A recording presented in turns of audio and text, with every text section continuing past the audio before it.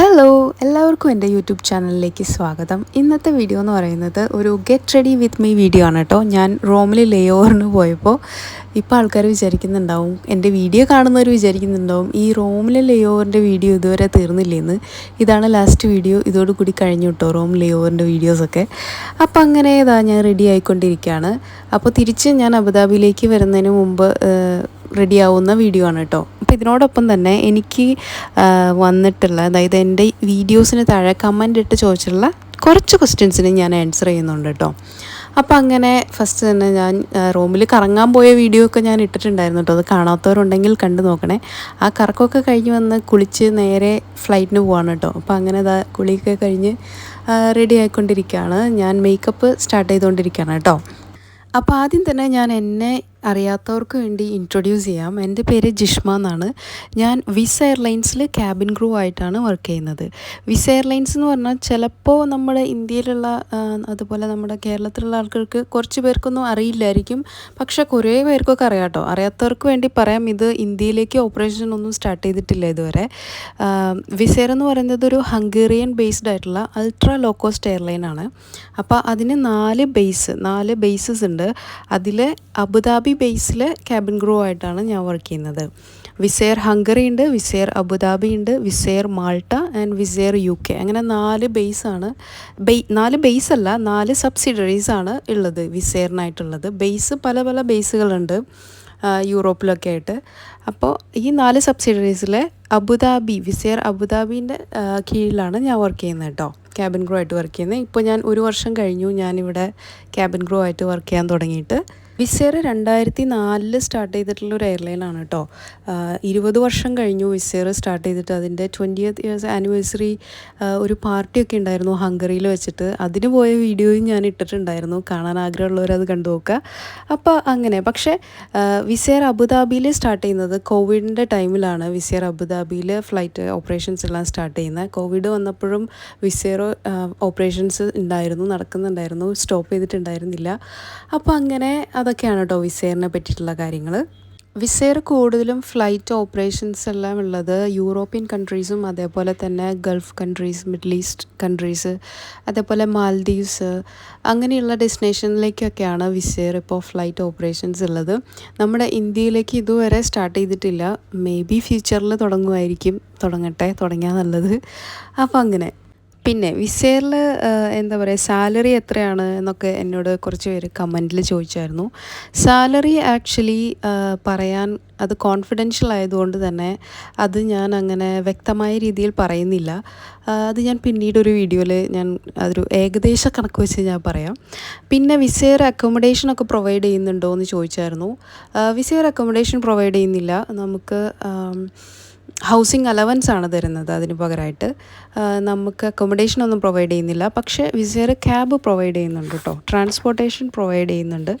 പിന്നെ വിസ് എയറിന് ലേ ഓവർ ഇല്ലേ എന്ന് ചോദിച്ചായിരുന്നു കുറച്ച് പേര്. ഓഫ് കോഴ്സ് യെസ്, വിസ് എയറിന് ലേ ഓവർ ഉണ്ട്. ഞാനിപ്പോൾ ലേ ഓവറിലാണല്ലോ. ലേ ഓവർ നമുക്ക് അബുദാബി ബേസിൽ ലേ ഓവർ ഉള്ളത് ഇപ്പോൾ റോം ഡെസ്റ്റിനേഷനാണ് നമുക്ക് ഉള്ളത് ലേ ഓവർ ഉള്ളത്. മേ ബി ഫ്യൂച്ചറിൽ കൂടുതൽ ലേ ഓവേഴ്സ് വരുമായിരിക്കും.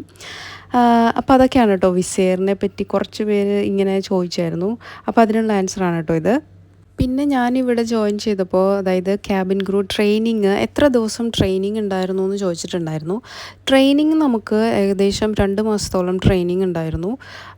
ഡീറ്റെയിൽ ആയിട്ടുള്ള ട്രെയിനിങ് തന്നെയായിരുന്നു. ക്യാബിൻ ക്രൂസിൻ്റെ ട്രെയിനിങ് എല്ലാം ഏകദേശം ഒരു 2 മാസം 3 മാസമൊക്കെയാണ് അവരുടെ ട്രെയിനിങ് ഉള്ളത്. അപ്പോൾ അതേപോലെ തന്നെ ട്രെയിനിങ് തന്നെയായിരുന്നു ഇവിടെയും.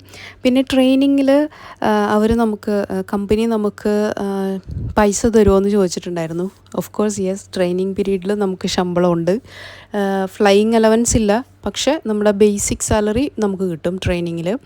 പിന്നെ ട്രെയിനിങ്ങിന് അങ്ങോട്ട് നമ്മൾ പൈസ കൊടുക്കണോ എന്ന് ചോദിച്ചായിരുന്നു. കുറച്ച് പേര് കമൻറ്റ് ചെയ്ത് ചോദിച്ചായിരുന്നു.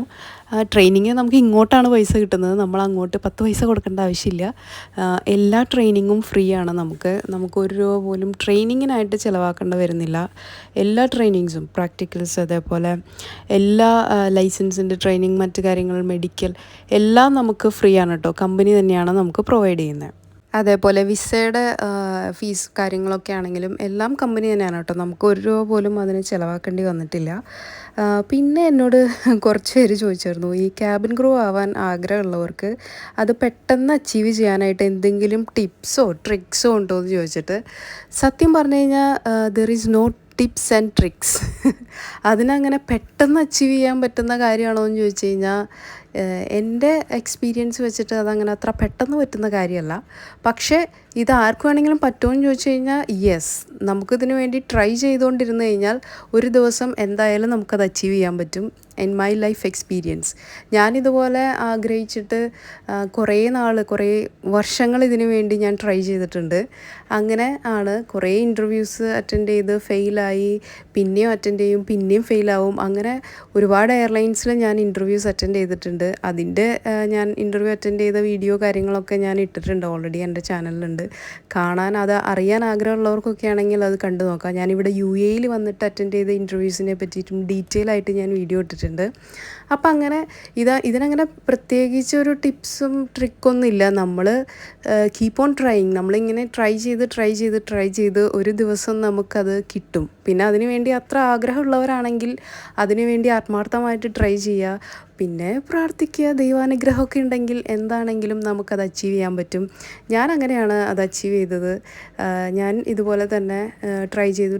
പക്ഷേ വിസേറിൽ എൻ്റെ ഫസ്റ്റ് അറ്റംപ്റ്റ് ആയിരുന്നു ഞാൻ ട്രൈ ചെയ്തത്. ഫസ്റ്റ് അറ്റംപ്റ്റിൽ തന്നെ ദൈവാനുഗ്രഹിച്ച് എനിക്ക് ആ ജോലി കിട്ടി. അപ്പം അങ്ങനെ അതാണ് കേട്ടോ. പിന്നെ എൻ്റെ ഫസ്റ്റ് ക്യാബിൻ ക്രൂ ജോബും വിസേറിൽ തന്നെയാണ്. ഞാൻ ഇതിനു മുമ്പ് ഗ്രൗണ്ട് സ്റ്റാഫായിട്ടായിരുന്നു വർക്ക് ചെയ്തിട്ടുണ്ടായിരുന്നത് ഇൻഡിഗോ എയർലൈൻസിൽ. കൊച്ചിൻ എയർപോർട്ടിലായിരുന്നു ഞാൻ വർക്ക് ചെയ്തിട്ടുണ്ടായിരുന്നത്. അപ്പോൾ അങ്ങനെയൊക്കെയാണ് കേട്ടോ വിശേഷങ്ങൾ. പിന്നെ എന്നോട് കുറച്ച് പേര് ചോദിച്ചായിരുന്നു, ക്യാബിൻ ക്രൂ ആവാനായിട്ട് ഇൻസ്പിറേഷൻ ആരാണ്, എന്തെങ്കിലും ഒരു ഇൻസ്പിറേഷൻ ഉണ്ടോ ക്യാബിൻ ക്രൂ ആവാനായിട്ട് എന്ന് ചോദിച്ചായിരുന്നു. എനിക്കങ്ങനെ പ്രത്യേകിച്ച് ആരും തന്നെ ഇൻസ്പയർ ആയിട്ടില്ല എൻ്റെ ലൈഫിൽ ക്യാബിൻ ക്രൂ ആവാനായിട്ട്. എന്തോ എനിക്കങ്ങനെ ഒരു ആഗ്രഹം ഉണ്ടായിരുന്നു. ചെറുപ്പം തൊട്ടേ അങ്ങനെ ഒരു ആഗ്രഹം വന്നു.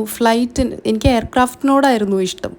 അതിനോട് എന്തോ ഒരു പ്രത്യേക ഇഷ്ടം ഉണ്ടായിരുന്നു. ആ ഒരു എയർക്രാഫ്റ്റ് എന്താണ്, ആ ഒരു കൗതുകമൊക്കെ ഉണ്ടായിരുന്നു. അപ്പോൾ അതിനകത്ത് കയറണം, അത് ഓടിക്കണം, പൈലറ്റ് ആവണം, ഇതൊക്കെയായിരുന്നു എൻ്റെ ചെറുപ്പകാലത്തുള്ള ആഗ്രഹങ്ങൾ. അങ്ങനെ വന്ന ഒരാഗ്രഹമാണ് ക്യാബിൻ ക്രൂ ആവണം എന്നുള്ളത്.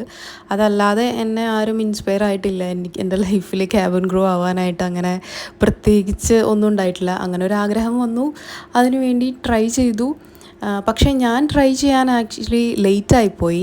ഞാൻ എൻ്റെ 30ാമത്തെ വയസ്സിലാണ് ക്യാബിൻ ക്രൂ ആയത്. അപ്പോൾ പലർക്കും ഇപ്പോൾ ഡൗട്ട്, അതേപോലെ കുറച്ച് പേര് ഡൗട്ട് ചോദിച്ചായിരുന്നു ഈ ക്വസ്റ്റ്യൻ എനിക്ക് കമൻറ്റിൽ. അതായത് 30 വയസ്സ് കഴിഞ്ഞു, ഇനി ക്യാബിൻ ക്രൂ ആവാൻ പറ്റുമോ എന്നൊക്കെ. എനിക്കിപ്പോൾ 30 വയസ്സാണ്. അപ്പോൾ എനിക്ക് ക്യാബിൻ ക്രൂ ആയത് എൻ്റെ 30ാമത്തെ വയസ്സിലാണ്. ഞാൻ ഫ്രഷറായിട്ട്, എനിക്ക് ഒരു പ്രീവിയസ് എക്സ്പീരിയൻസ് ഇല്ലാതെ ഞാൻ ക്യാബിൻ ക്രൂ ആയത് എൻ്റെ 30ാമത്തെ വയസ്സിലാണ്. അപ്പോൾ അങ്ങനെ 30 വയസ്സ് കഴിഞ്ഞിട്ട് ആവാൻ പറ്റുമോ എന്നൊക്കെ വിഷമിച്ചിരിക്കുന്നവരുണ്ടെങ്കിൽ വിഷമിക്കേണ്ട ആവശ്യമില്ല എന്നാണ് എനിക്ക് പറയാനുള്ളത്. Keep on trying. നമുക്ക് ആ ഒരു കോൺഫിഡൻസ് നമ്മളിലുണ്ടെങ്കിൽ, നമ്മളിലൊരു വിശ്വാസം ഉണ്ടെങ്കിൽ, എന്താ പറയുക, അതിനുവേണ്ടി ട്രൈ ചെയ്യുക. ആഗ്രഹം ഉണ്ടെങ്കിൽ ട്രൈ ചെയ്തുകൊണ്ടേയിരിക്കുക. എപ്പോഴെങ്കിലും അത് സാധിച്ചു കിട്ടും എന്നാണ് എൻ്റെ ലൈഫ് എക്സ്പീരിയൻസ്. ഞാൻ ഇതിനു വേണ്ടി ട്രൈ ചെയ്ത് തുടങ്ങിയത് എൻ്റെ 24 വയസ്സ് 25ാമത്തെ വയസ്സൊക്കെ ആയപ്പോഴാണ് ഞാൻ ഇങ്ങനെ ട്രൈ ചെയ്യാൻ തുടങ്ങിയത്. ആക്ച്വലി എൻ്റെ 24 വയസ്സൊക്കെ ആയപ്പോഴത്തേനും ഞാൻ അതുകൊണ്ട് തന്നെ അങ്ങനെ 25 വയസ്സായപ്പോൾ തൊട്ട് ഞാൻ ട്രൈ ചെയ്യാൻ തുടങ്ങി ക്യാബിൻ ക്രൂ ആവാനായിട്ട്. ഓരോ ഇൻ്റർവ്യൂസൊക്കെ നാട്ടിലുള്ളപ്പോൾ ഞാൻ അറ്റൻഡ് ചെയ്യായിരുന്നു. ഈ സ്പൈസ് ജെറ്റ്, അതേപോലെ ഇൻഡിഗോ, പിന്നെ ജെറ്റ് എയർവേസ് ഉണ്ടായിരുന്നു. അപ്പോൾ അതിൻ്റെ ഇൻ്റർവ്യൂ ഞാൻ ട്രൈ ചെയ്തിട്ടുണ്ട്. പിന്നെ ഖത്തർ എയർവേസിൻ്റെ ഇൻ്റർവ്യൂ ട്രൈ ചെയ്തിട്ടുണ്ട്. അപ്പോൾ അങ്ങനെ നാട്ടിൽ നിന്ന് തന്നെ ഇതൊക്കെ ഞാൻ ട്രൈ ചെയ്തിട്ടുണ്ടെങ്കിലും നാട്ടിൽ നിന്നൊന്നും എനിക്ക് സെലക്ട് ആയിട്ടൊന്നുമില്ല. ഞാനിങ്ങനെ ഓരോ റൗണ്ട് ക്ലിയർ ചെയ്യും, പക്ഷേ ഒരിക്കലും ഫൈനൽ റൗണ്ടിലേക്ക് ഞാൻ എത്തിയിട്ടുണ്ടായിരുന്നില്ല നാട്ടിൽ നിന്ന് ഇൻ്റർവ്യൂ അറ്റൻഡ് ചെയ്തിട്ട്. അപ്പോൾ അതാണ് ഞാൻ പറയുന്നത്. ഇത്രയും വർഷങ്ങൾ കഴിഞ്ഞിട്ടാണ് ഞാൻ എൻ്റെ ഈ ഒരു ഡ്രീം ഞാൻ അച്ചീവ് ചെയ്തത്. അപ്പോൾ ആഗ്രഹമുള്ളവർ ഒരിക്കലും സ്റ്റോപ്പ് ചെയ്യാതിരിക്കുക, അതിനുവേണ്ടി എഫേർട്ട് എടുക്കുക. നമ്മൾ ഇൻ്റർവ്യൂ, അതായത് ക്യാബിൻ ക്രൂ ആവാൻ ആഗ്രഹമുണ്ടെന്ന് പലരും പറയും. പക്ഷേ ആ ആഗ്രഹത്തിന് വേണ്ടി അവർ കുറച്ച് പേരെങ്കിലും അതിന് വേണ്ടി ഒരു എഫേർട്ട് എടുക്കുന്നില്ല എന്നെനിക്ക് തോന്നിയിട്ടുണ്ട്. കാരണം നമുക്ക് ക്യാബിൻ ക്രൂ ആവണമെങ്കിൽ ആദ്യം നമ്മൾ ഇൻ്റർവ്യൂവിന് പോകണം. അപ്പോൾ ഇൻ്റർവ്യൂസ് വരുന്നത് നമ്മൾ അറിയാനായിട്ട് ശ്രമിക്കുക. അപ്പോൾ അതിന് വേണ്ടി അപ്ലൈ ചെയ്യുക, ഇൻ്റർവ്യൂ അറ്റൻഡ് ചെയ്യുക. നമ്മൾ ആദ്യത്തെ ചിലപ്പോൾ ഒരു 3-4 ഇൻ്റർവ്യൂവിലൊക്കെ നമ്മൾ ക്രാക്ക് ചെയ്യില്ല. നമ്മൾ ചിലപ്പോൾ അതൊന്നും ക്ലിയറായിന്ന് വരില്ല. പക്ഷേ അതൊന്നും മൈൻഡ് ചെയ്യേണ്ട ആവശ്യമില്ല. വീണ്ടും പോവുക. അറ്റ്ലീസ്റ്റ് നമുക്കൊരു എക്സ്പീരിയൻസ് ആവുമല്ലോ, എങ്ങനെയാണ് ഓരോ എയർലൈൻ്റെയും ഇൻ്റർവ്യൂ കാര്യങ്ങളൊക്കെ നടക്കുന്നത് എന്നുള്ള ആ ഒരു എക്സ്പീരിയൻസെങ്കിലും നമുക്ക് കിട്ടുമല്ലോ. സോ ട്രൈ ചെയ്തുകൊണ്ടിരിക്കുക. ഞാനിതുപോലെ എത്ര ഇൻ്റർവ്യൂ പൊട്ടിയേക്കണം. ഇതൊന്നും ഒരു പ്രശ്നമല്ല എനിക്ക്. പിന്നെ ഞാനിവിടെ UAE വന്നിട്ട് 1 ഇയർ എനിക്ക് ജോലി ഉണ്ടായിരുന്നില്ല. ഞാൻ ജോലി ഇതുപോലെ ഇൻ്റർവ്യൂ അറ്റൻഡ് ചെയ്തുകൊണ്ടിരിക്കുകയായിരുന്നു. അപ്പോൾ അങ്ങനെ ഒരു സ്ട്രഗിൾ പീരീഡ് ആയിട്ട് പോലും ഞാൻ ഇൻ്റർവ്യൂ അറ്റൻഡ് ചെയ്തുകൊണ്ടിരിക്കുന്നുണ്ടായിരുന്നു. അപ്പോൾ അങ്ങനെ നിർത്താതിരുന്നത് നന്നായി എന്ന് ഇപ്പോൾ തോന്നുന്നു. അങ്ങനെ നിർത്താതെ അറ്റൻഡ് ചെയ്ത് ഒരു 5-8 ഇൻ്റർവ്യൂ തന്നെ ഞാൻ ഇവിടെ UAE 1 ഇയറിൽ ഞാൻ അറ്റൻഡ് ചെയ്തിട്ടുണ്ട്, 1.5 ഇയറിൽ. അതിനുശേഷമാണ് എനിക്ക് ഈ ഇൻ്റർവ്യൂ ഞാൻ അറ്റൻഡ് ചെയ്യാനുള്ളൊരു അവസരം കിട്ടിയത്. ഈ ഒരു എയർലൈൻ എൻ്റെ മൈൻഡിൽ പോലും ഇല്ലാത്തൊരു എയർലൈൻ ആയിരുന്നു. ഞാൻ അധികം കേട്ടിട്ടില്ലാത്തൊരു എയർലൈൻ ആയിരുന്നു. പക്ഷേ എന്തോ ഇവിടെയായിരുന്നു എനിക്ക് ദൈവം ജോലി വിധിച്ചിരുന്നത്. എനിവേ, നന്നായി പോകട്ടെ.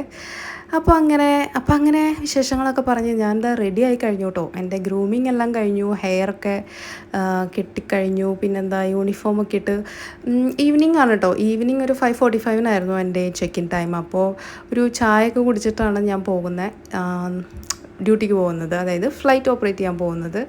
അപ്പോൾ അങ്ങനെ കെറ്റിലിൽ വെള്ളമൊക്കെ ചൂടാക്കി, നമ്മുടെ ഇത് പ്രീമിക്സ് ആണ് കേട്ടോ, അതായത് ഈ പാക്കറ്റിൽ കിട്ടുന്ന ചായ സംഭവം. എനിക്കത് അത്ര ഇഷ്ടമൊന്നുമല്ല, പക്ഷേ എപ്പോഴെങ്കിലും ആവശ്യം വന്നാൽ കുടിക്കാമല്ലോ എന്ന് കരുതിയിട്ട് ഞാനിങ്ങനെ ബാഗിലുണ്ടാവും. ക്യാബിൻ ക്രൂവിൻ്റെ കയ്യിലൊക്കെ ഇതുപോലുള്ള കുറേ കോഫി, ടീ, കുക്കീസ്, ചോക്ലേറ്റ്സ്, ഇങ്ങനെ കുറേ സംഭവങ്ങളുണ്ടായിരിക്കും കേട്ടോ. നമുക്കിതൊക്കെ ചില സമയത്ത് നമുക്ക് ഫ്ലൈറ്റ് ഓപ്പറേറ്റ് ചെയ്യുമ്പോൾ ഇങ്ങനെ സ്വീറ്റ്, അതേപോലെ കോഫി കുടിക്കാനൊക്കെയുള്ള കുറേ ക്രേവിങ്സ് വരും.